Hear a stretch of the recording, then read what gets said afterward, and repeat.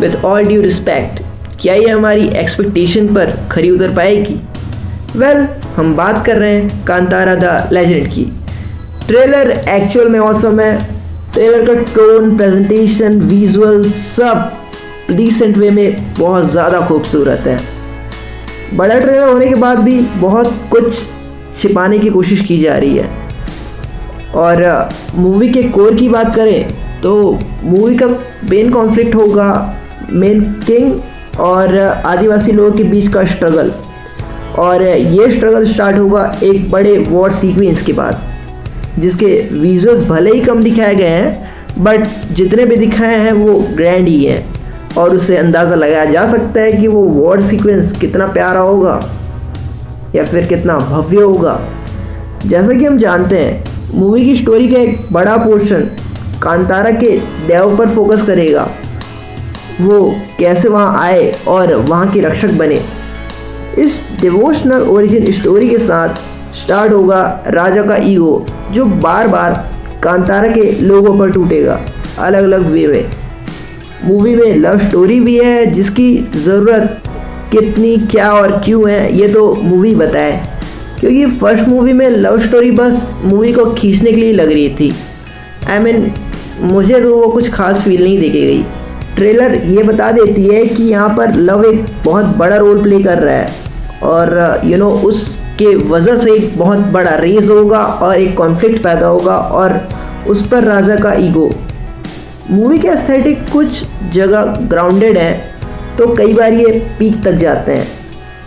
Movie के हर scene में ऋषभ शेट्टी की मेहनत साफ साफ दिख रही है।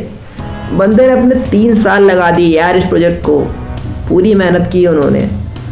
साथ आपको पता होगा 3 साल तक उन्होंने और कोई प्रोजेक्ट छुआ भी नहीं, ना ही किसी और चीज़ पर काम किया।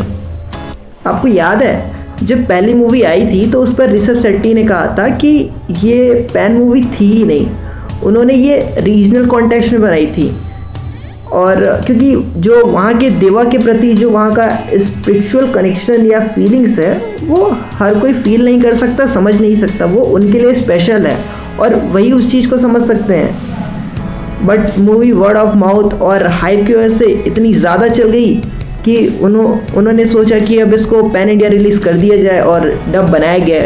एक्चुअल में डब बनाए नहीं थे तब तक। ये बात है कुछ हद तक सच्ची निकली, क्योंकि लोगों का रिव्यू मिक्स्ड ही था।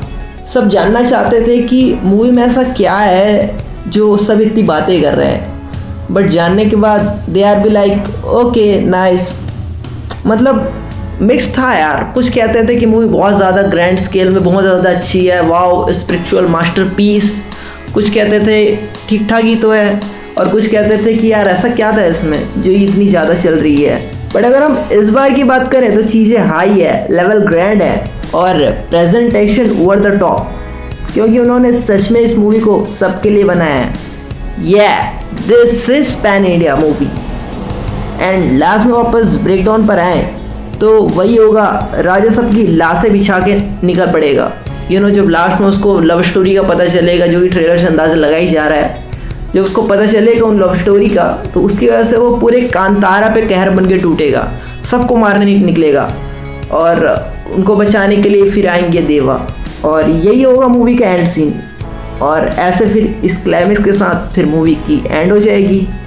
तो मोटा मोटी स्टोरी का अंदाज़ा यही है। हाँ, मूवी में बहुत कुछ ऐसा है जो दिख नहीं रहा है, समझ नहीं आ रहा और छुपाया जा रहा है, जो कि अच्छा भी है यार। तुम्हें सोचो ना, मुश्किल से 2 हफ्ते बचे हैं मूवी को आने में, इन्होंने कोई छोटा मोटा ग्लिम्स, टीजर, ट्रेलर ऐसा कुछ नहीं निकाला तब तक। अभी ट्रेलर आया है, या फिर 2 हफ्ते भी नहीं, 10-15 दिन ही बचे, 10 दिन बचे हैं अप्रॉक्स। तो आपको नहीं लगता कि इतने कम टाइम में हम सिर्फ वेट करें और देखें कि क्या माल छिपा रखा है उन्होंने?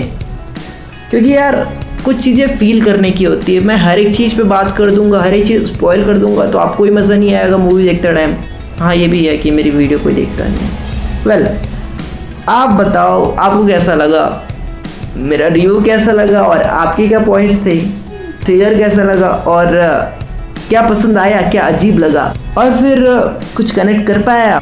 और फिर मिलते हैं ऐसी ही किसी वीडियो में।